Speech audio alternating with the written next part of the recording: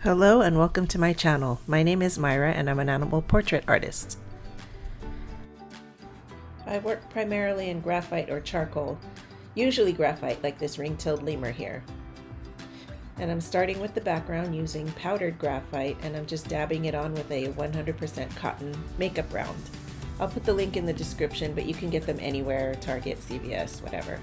It's like not even $3 for 100 pads. And I'll just list everything that I'm using in the description so you know exactly what I'm using in case you want to try it out for yourself.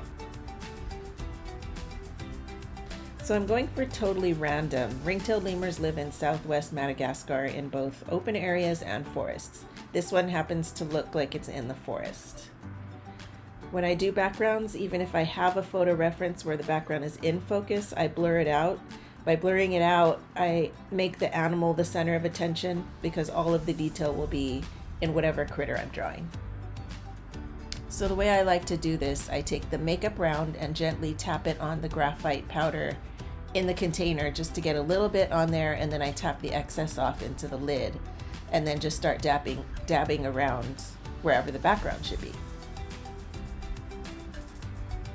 So I'm trying also to avoid patterns. This is a forest. Well, it's probably a zoo habitat, but I want the illusion of vegetation. And if you've ever been in the woods, you likely notice that the sunlight filters through the trees in some areas and not so much in others.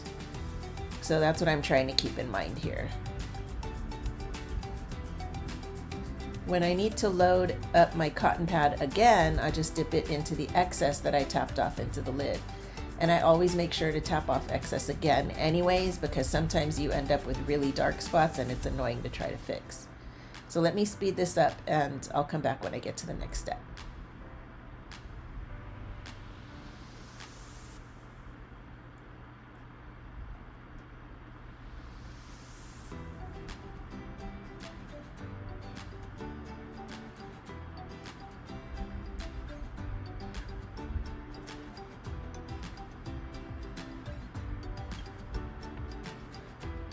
Okay, so I've made the decision to include a few detailed leaves in the foreground, and I'm not going to follow my reference photo exactly, but what I'm most interested in is having those leaves direct attention to the lemur.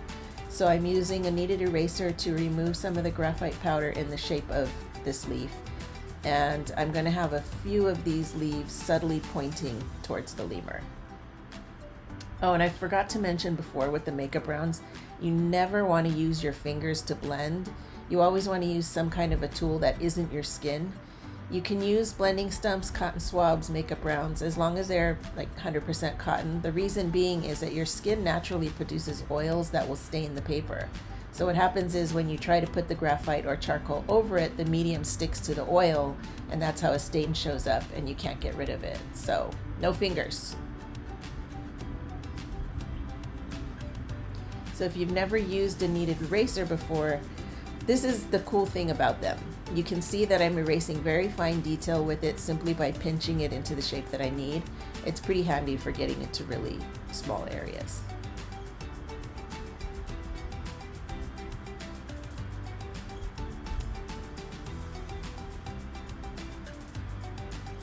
As I go along, you'll see me randomly dabbing at the background with the eraser to create what is known as a bokeh effect. Bokeh is B-O-K-E-H. It's a fancy artist word for out of focus background.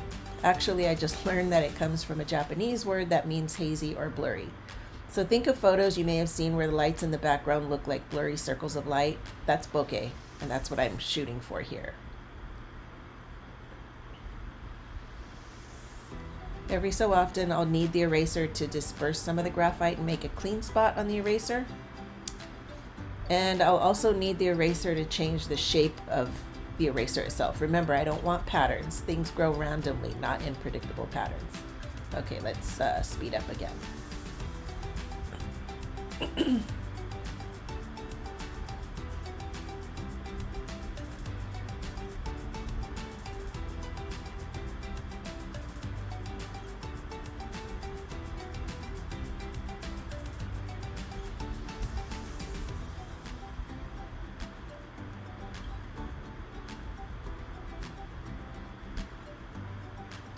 So I just wanted to pop back in here and point out that you see me adding more long leaves but I'm being careful to keep them blurry, and I'm still mindful that they're pointing in the general direction of the lemur.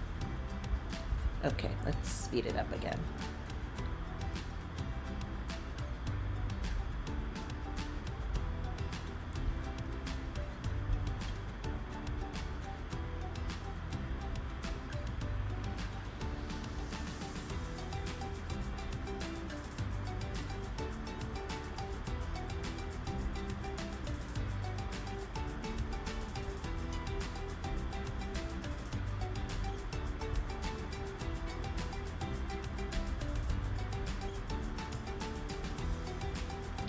So now I'm using a cotton swab to soften some of the areas that I erased. Light in a forest is not all the same brightness everywhere, so I'm just using the swab to blend some areas out a little bit. The graphite on the swab will add a little gray, but not too much, and it also softens some of those edges.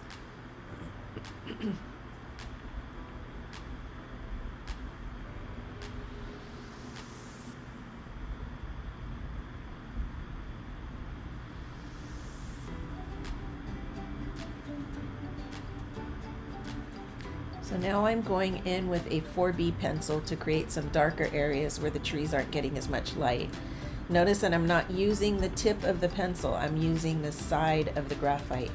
I'm still going for blurry here, so I don't want any definitive lines. This is a Staedtler Mars Lumograph 4B pencil. Again, I'll link it in the description.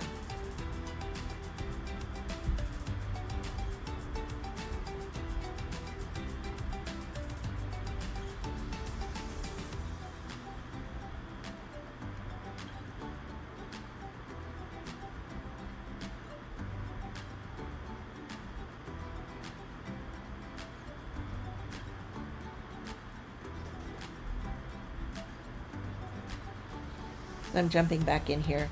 Notice how far back I'm holding the pencil. Number one, it allows me to lay the pencil down almost on its side, like completely, so I can use the side of the graphite. Secondly, it allows me to build up value or shading gradually. If I go in with too much pressure all at once and I end up not liking how dark it is, there's no undo. Yes, you can erase, but you've already damaged the tooth of the paper, which means that spot will never look quite right. So it's better to work at it slowly. Don't death grip your pencil. For the rest of the background, you'll see me going back and forth with the pencil, the swab, and the eraser. It's a little bit of give and take, add and subtract, until you're happy with the way it looks.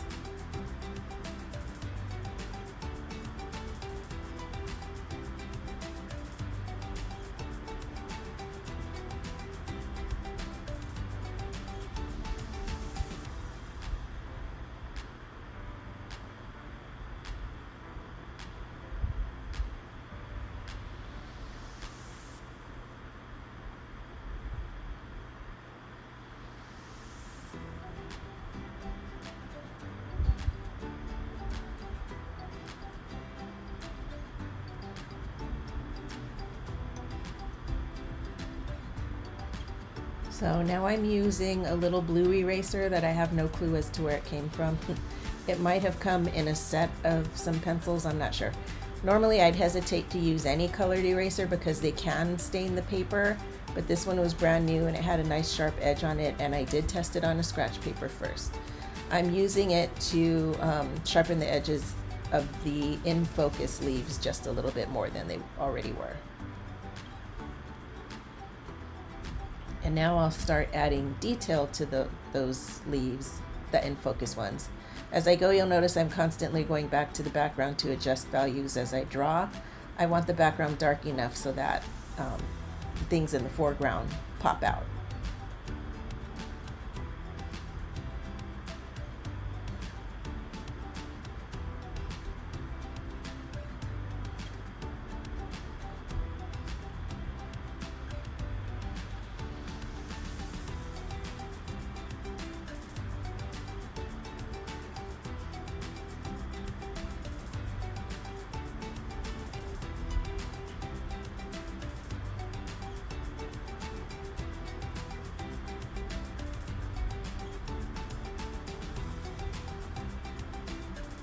Okay, finally I'm starting on the head of the lemur.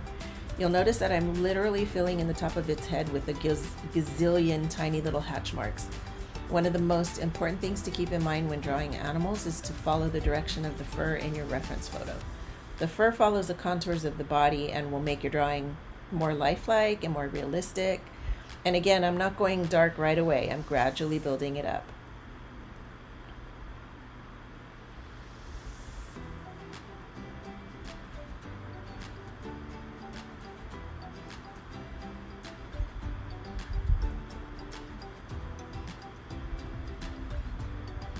And now I'm going to start on the inside of the ear.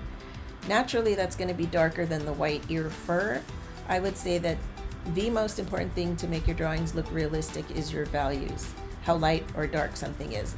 Light and shadow gives your animal or whatever object you're drawing shape and form.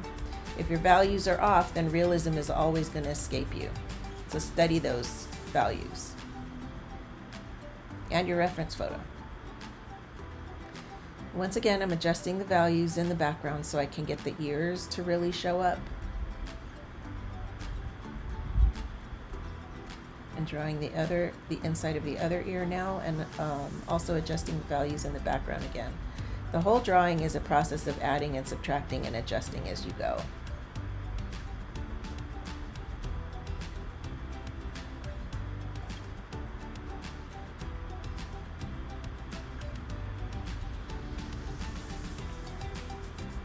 And now I'm using the kneaded eraser to clean up the white ear tufts. And I know my hand is in the way, sorry.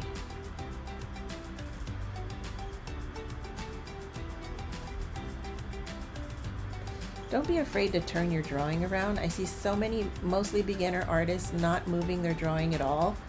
Your arm and your hand have one particular spot where it's comfortable and you have the most control over what your hand is doing. So when you try to contort your hand and your wrist into unnatural positions, you don't have control. It's not a big deal. Just turn whatever canvas you're working on. Turning it also prevents injury. So think of carpal tunnel type injuries. You don't want that. So turn your canvas when you need to.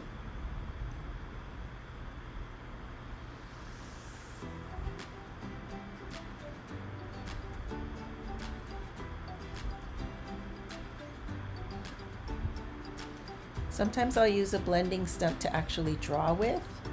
The tip is already loaded up with graphite, so I'll test it out on a scratch paper first, make sure it's not too dark. Then I can go in and add shading of the ear cavity, which helps the white fur on the front part of the ear stand out from the white fur of the back part of the ear. And now we can get to my favorite part of any drawing, the eyes. So now you see my hand creeping closer to the front of the pencil, and I finally use the tip of the pencil. Obviously this is where I need the most control, as much control as possible. Sorry, I would have zoomed in here, but I forgot. My video skills were lacking. I think it zooms in just a few more seconds.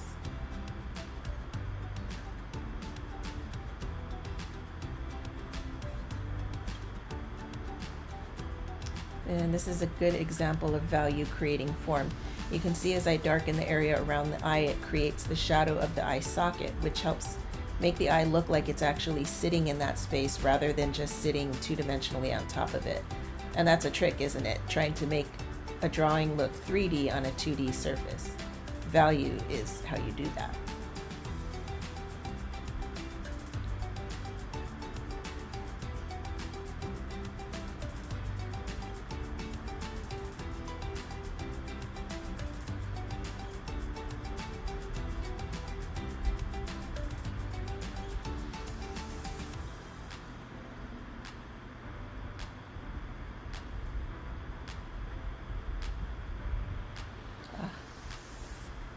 And finally, I remember to zoom in.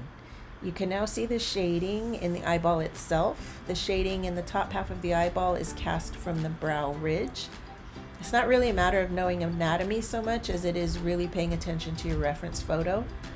It's helpful to know anatomy, but if you really study your reference and where the light and shadows lie, you'll begin to understand what's going on.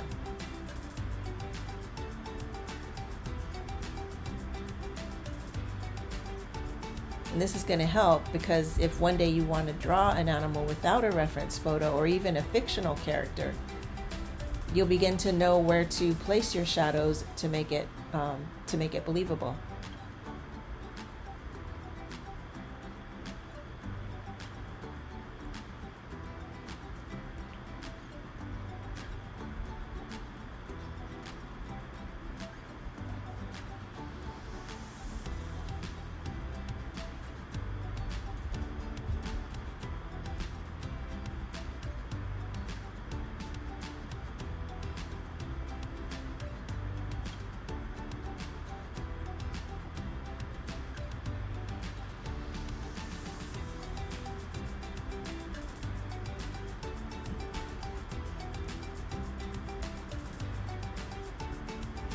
So generally the hair on the face of any animal is going to be shorter than the rest of the body, and it's crucial to follow the direction of the fur in your reference photo.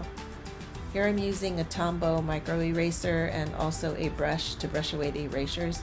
Never ever use your hand to brush anything from your drawing unless you want to smear your work. That's a good way to do that. I even recommend not blowing, because every once in a while a little bubble of spit flies out of your mouth and lands right on your drawing. Yes, I speak from experience. And I'm going to add darker hairs to the top of the head. I follow that with some cotton swab blending.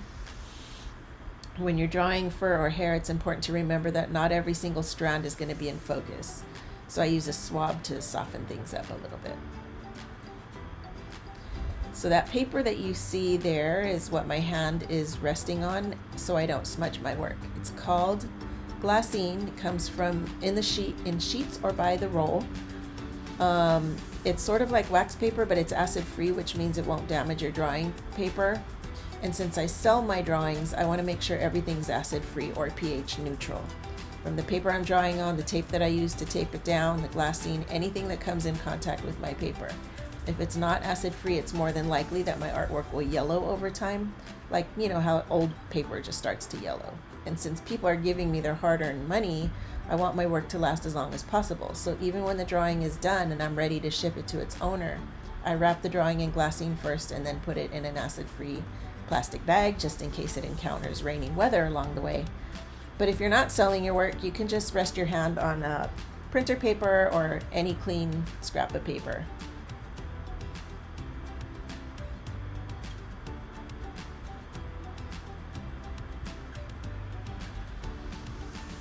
So as you can see here, I'm drawing with the blending stump again. I'm actually blending the black ring and then using the graphite to fill in white areas so that they're kind of a soft medium gray. I'll go back in with an eraser later to pull out the white of the fur, but I need the gray there for the deeper part of the white fur, if that makes sense. The part of the white fur that's closer to the skin. Doesn't get as much light, right? So the gray you see here is that part, and that's more in shadow. That's more in shadow. It'll make sense when I start defining the white fur.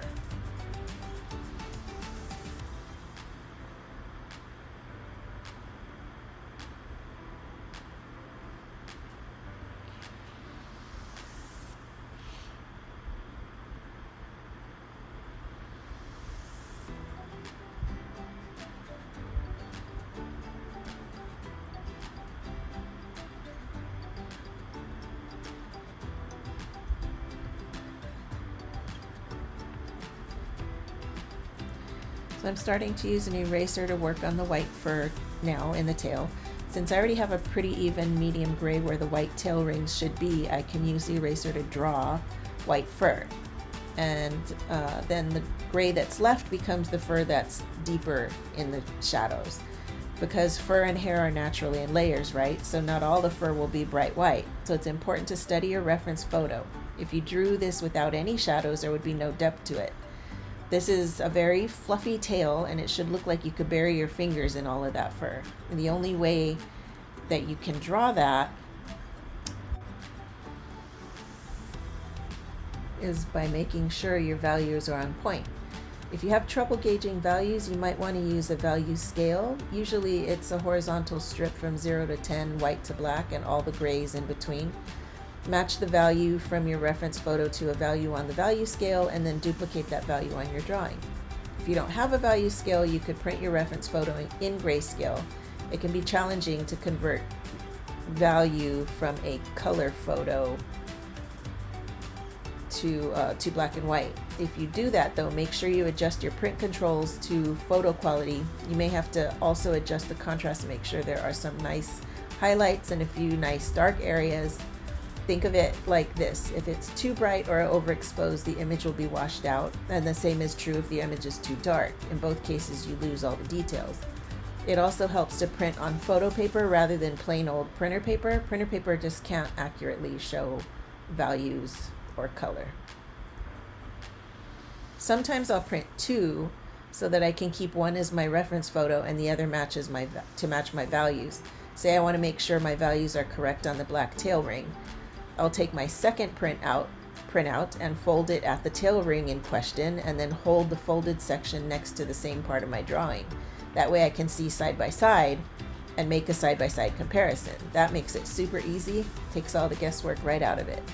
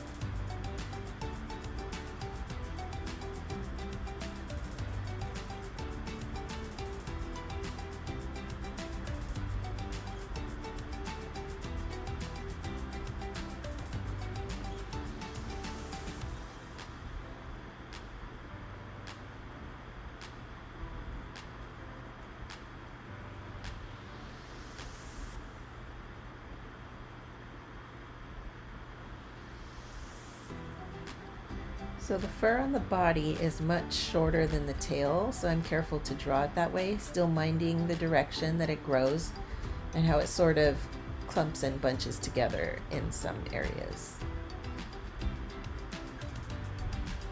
That just depends on how the animal moves. Same as your own hair.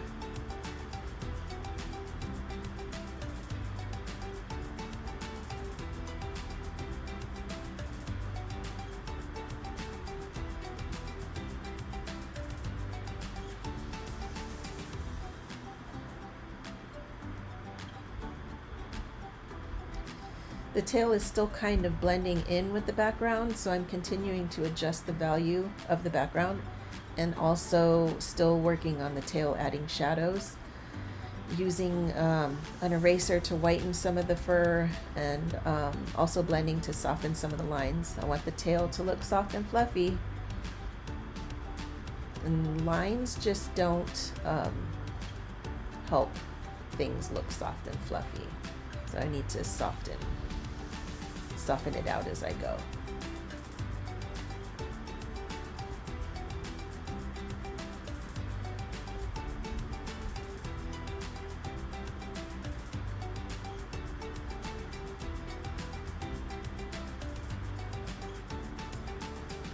So I'm starting on the tree branch now. Drawing trees is relatively easy. Normally I don't pay attention to tree species or what the bark looks like. I just draw it from my head. Generally, trunks grow up and branches go out sideways, so the wood grain follows those directions. The branch here is horizontal, so the texture lines I'm drawing follows that direction. I'll curve some slightly here and there, but they basically remain horizontal. Then I'm going to add more value to the underside of the branch because the sun is above, and naturally the bottom of the branch will be in shadow.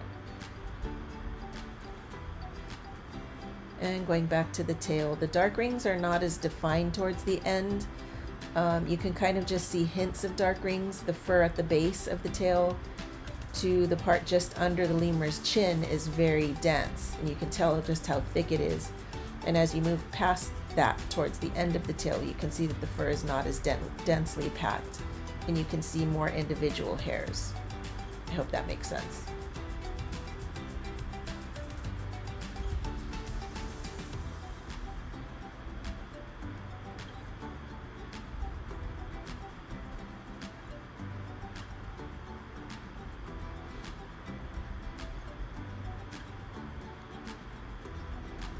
As I keep going with the branch, I have to make sure that the texture of the branch continues between the lemur's toes.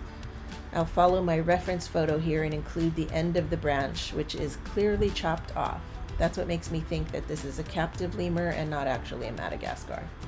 Although there's plenty of deforestation there too, so maybe, who knows.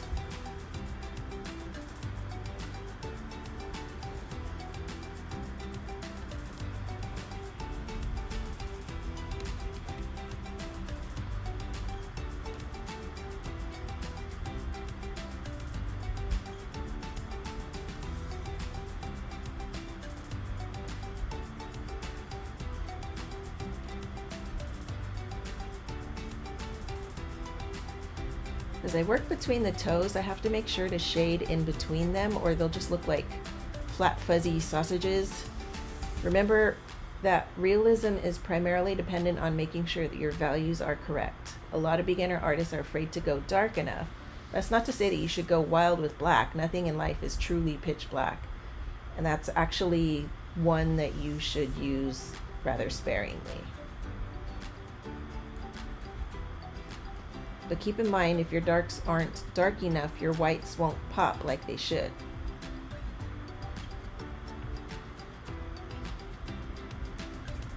For some reason, I don't know, I decided to include the tool marks of whatever cut this branch.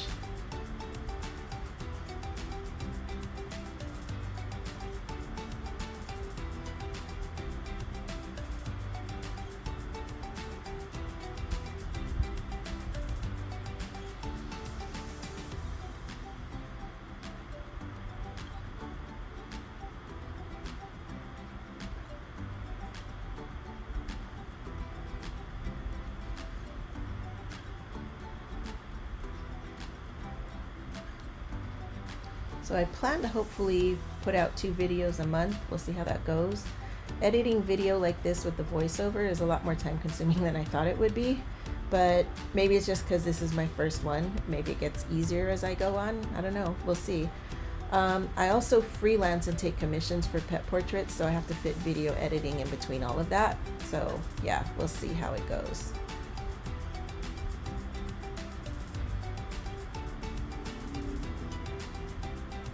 Going between the toes.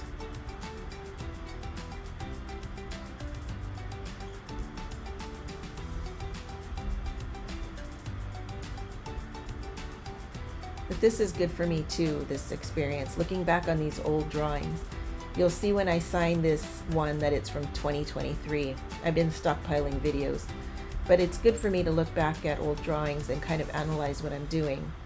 I have to in order to explain things to you, but it's making me aware of things that I maybe did on autopilot at the time, like how I mentioned including the tool marks on the sawed-off branch.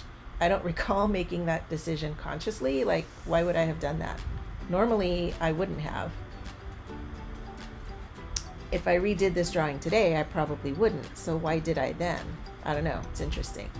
But going through old videos trying to decide which one to do first, I started noticing myself thinking, why did I do that in that way? Or wow, that worked really well. Or that didn't work so well. Let's maybe try something else next time. It's like some athletes that record themselves performing whatever it is they do and then analyze it after to see what's good or what's not so good. Maybe what needs improvement. So I guess art is my sport.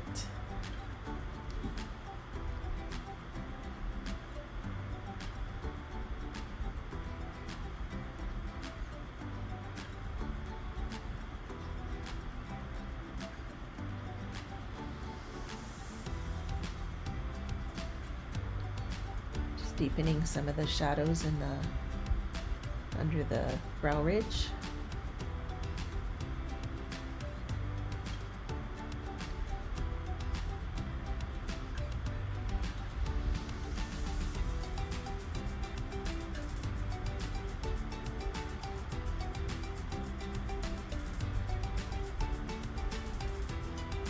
There's a shadow on the branch where the lemur is sitting, and I'm trying to get more detail in the fur that overshadows the edge of that shadow.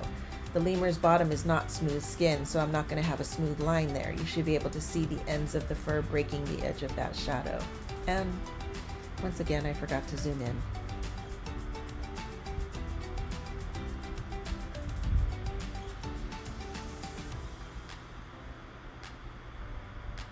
Okay, so now it's time to look everything over. I'm erasing to sharpen white fur or highlights.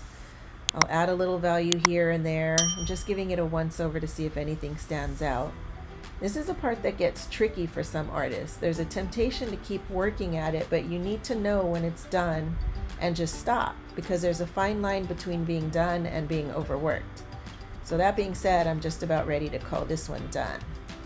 And that's it for this one. I hope you enjoyed this video. If you did, please like and subscribe. If you have any questions or comments, please do so below.